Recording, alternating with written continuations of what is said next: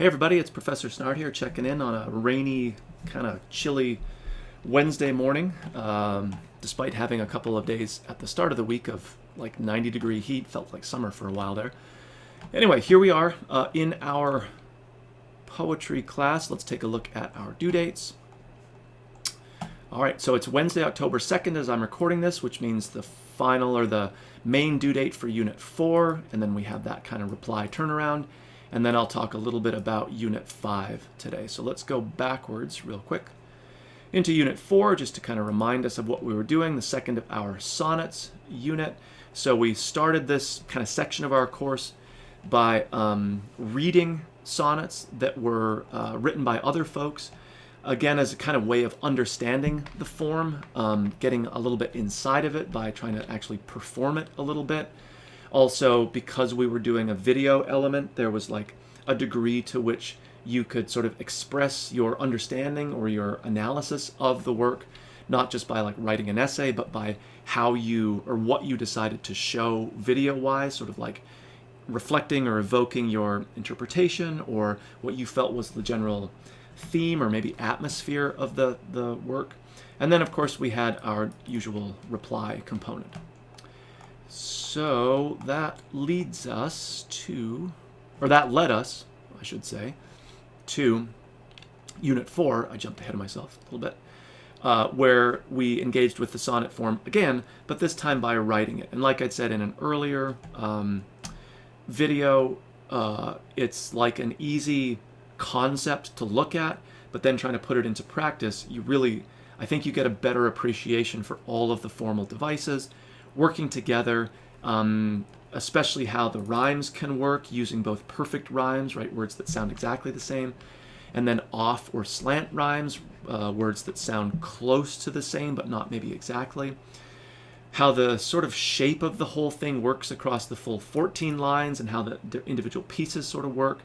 I had suggested that the sonnet, especially in its earliest forms, was almost like what we would think of as an essay. It had very particular pieces or a job for each of the pieces, the quatrains and then that final couplet to do. And then, of course, I think the trickiest part, the metrical device, that iambic pentameter, 5 beats across each of the lines.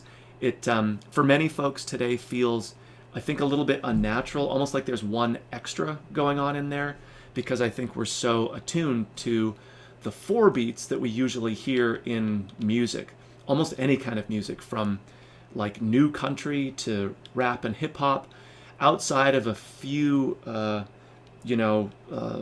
examples here and there for some bands, like Rush is a good example, that use different meters. It's almost like always a 4/4 time or 4 beats across every measure. Anyway, it makes that 5-beat structure a little bit unusual for folks, even if they don't necessarily know like why they're compelled to do the 4. I think it's the influence of rock and roll, but just me. Okay, so that then takes us, where does it take us? To Unit 5. So here we are looking towards Unit 5. Again, just finishing this up, so still lots of time out. Main due date, right, Wednesday, October 9th. Looking for replies no later than that Friday. Let's take a look at the assignment here.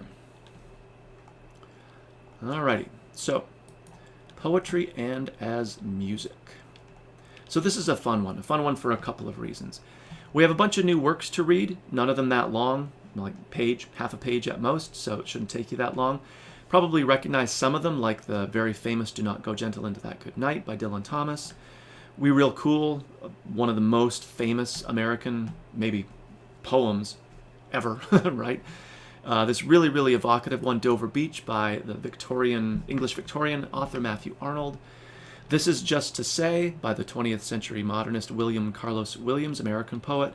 And then Filling Station, another really interesting one. So a great range of voices here and also poetic styles that you'll have exposure to. And then the assignment. In some ways, really traditional and pretty straightforward, something you'll recognize. In other ways, right, maybe not so much. We're going to do basically a comparative analysis. You are going to take one of the poems that we've read for this this unit here, maybe take the one that is most evocative to you, or just the one that you liked the most. That's a perfectly valid place to start. But what you're going to compare it to is a song of your choice that you actually like and listen to. So don't just Google, like, "This is just to say," and "song." Like, could you do that? I guess. Will I know? Probably not. But really, don't do that. Try to work from a song that you really like. And that's why I say maybe you start from a poem that's interesting to you, but maybe you even discover as you're reading through these that one of the poems you absolutely love, but there's this other poem that totally makes you think of a song that you're familiar with and that you really like as well. So that would kind of be the one to go with. So you're sort of shaping your choice around not your first pick necessarily, but just how it works with the assignment. So you're picking a song in as both a text, so the lyrics of the thing, but ideally also any kind of like visual representation, either of the artist, right? Because almost all artists these days have a sort of persona that's out there, almost like they're all a character that they're playing. And of course, if there's any like video that goes along with that particular song, again, one that's sort of like official to the song, not just one that someone like created and then posted to YouTube. We want something that is, I guess, authorized, we might say, by the author or the artist of that song.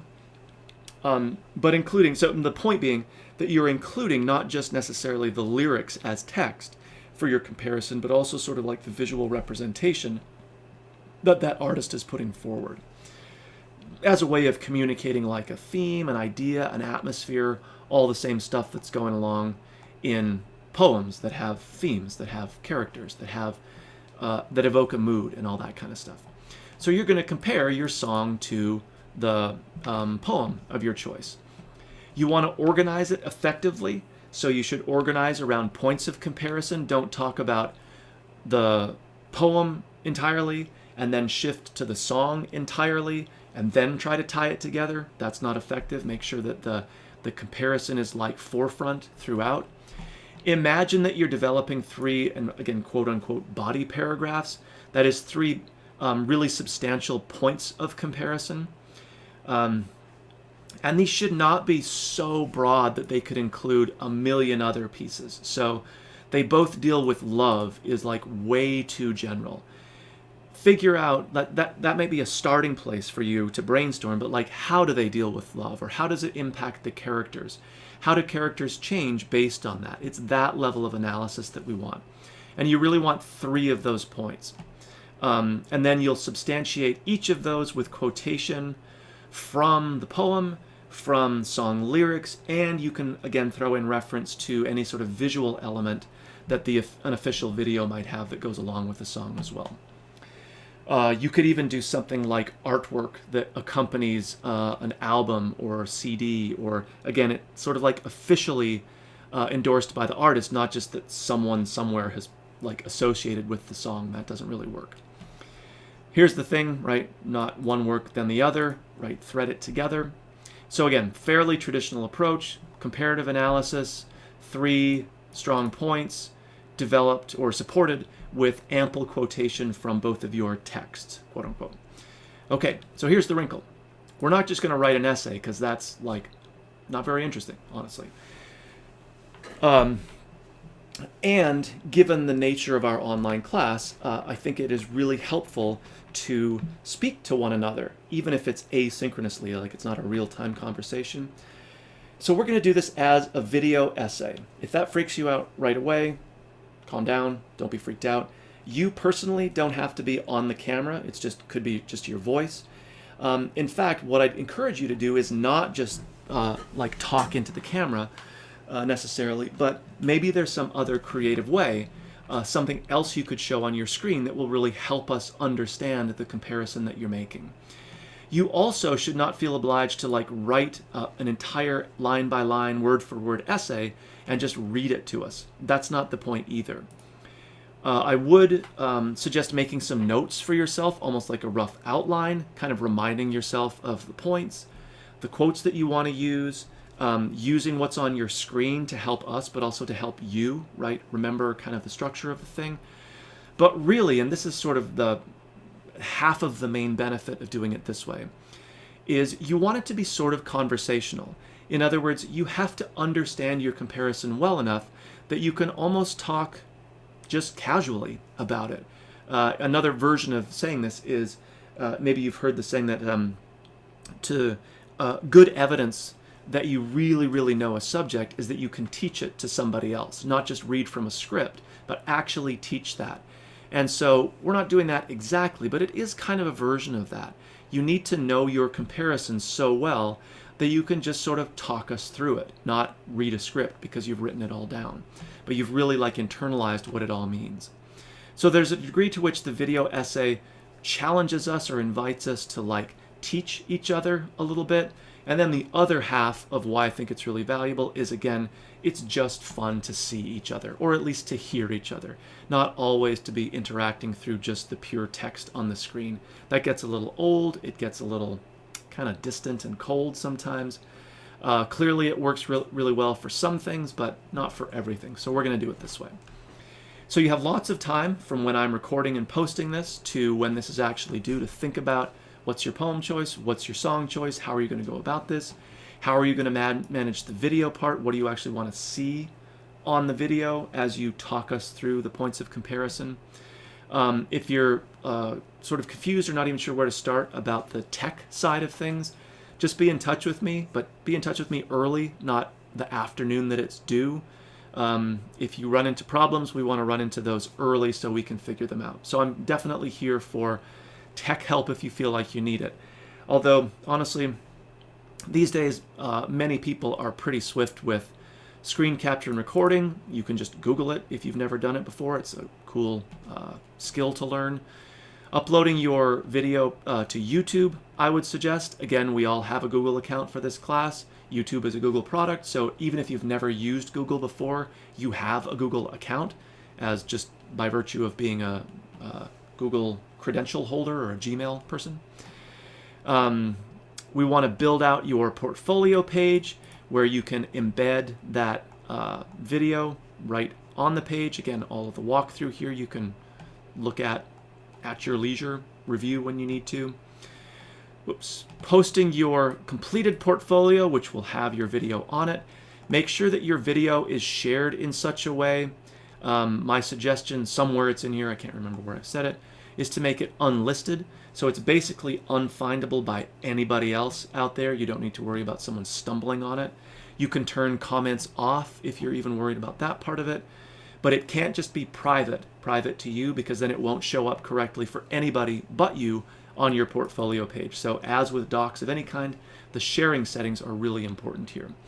And since the whole point is to really get this as a point of interaction, a place for interaction, we have a reply component replying to at least 4 other people. Again, our double staggered due date system really helps with this. All right, so hopefully you can kind of get on board with the program here, a fairly traditional sort of approach, but one that we're doing in a slightly non-traditional way. But I hope for good reason. I think for good reason.